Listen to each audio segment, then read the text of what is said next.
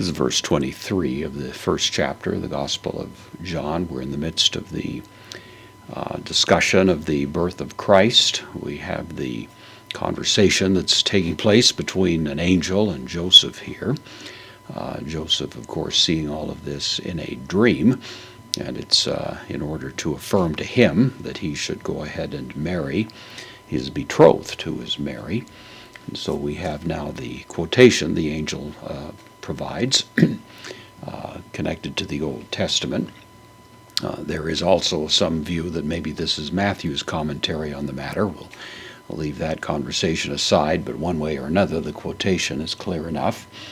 Taken from Isaiah, we begin with the interjection iddu, which means behold or just simply look. So look or behold, hey Parthenos, of course the word for virgin. The Parthenon in the city of Athens is named for the virgin, Athena. So that's the normal word. It means a virgin as in an unmarried woman, and a woman who has had no intimate relations with a man. So it's a virgin in the narrow sense of the word. So behold the virgin.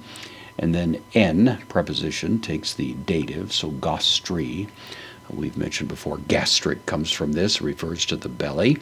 It was idiomatically referencing pregnancy. So hexe, the future of echo, I have, third person singular, future active indicative, will have in gastri, will have in the belly or in the uterus or in the womb, will have, and of course the reference here is to being pregnant, to being with child.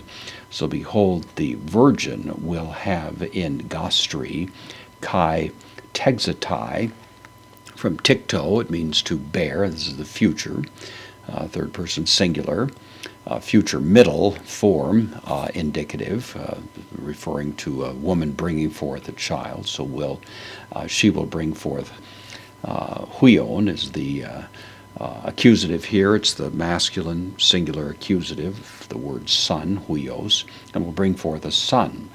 Kai kalususen, this is from kaleo, means to call. This is the third person singular. Future active indicative, they will call. It's future, so they will call. To, the neuter accusative article, the name, onimo, the name out to, genitive singular masculine of the possessive pronoun. So they will call the name of him. And then Emmanuel, this is of course transliterated from the Hebrew text Emmanuel, which means God with us. And of course Matthew provides the translation himself for his Greek readers. This is the relative pronoun, neuter, in the nominative. It's the predicate nominative, which estin, third person singular, present active indicative of Amy, I am, so which is, and then mether me nu omenon, from mether me nu o, which means to interpret something, to give the translation of it. This is the present passive participle, neuter singular nominative. It's referring to the name Emmanuel, which is being interpreted, is the idea. Meth, preposition meta, takes the genitive with us, meth humon ho theos, the idea God with us, which is fundamentally the meaning of that Hebrew word. So, of course, the point here is that we have the announcement that's being made, and in connection with that announcement, it's referred back to the prophecy of Isaiah, which actually was given originally to Ahaz. The Hebrew word there is a little bit ambiguous. It's normally, by far the most of the time, referring to an unmarried woman, a true virgin, but it's broad enough to incorporate one who may simply be a young woman.